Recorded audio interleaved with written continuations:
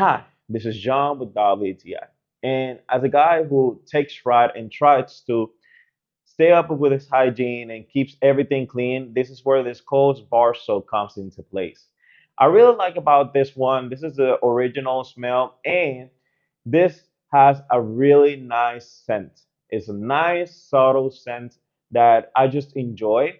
And it just gives you this sensation, this experience that you just smell nice, you're having a good time.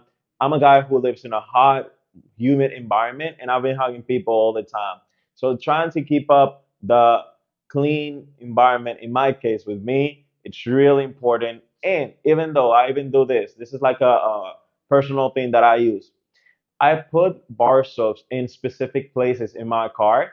So the nice and subtle smell and scent that goes out of these bar soaps, it just keeps my car smelling nice, clean, because it traps like so many odors that could happen. You know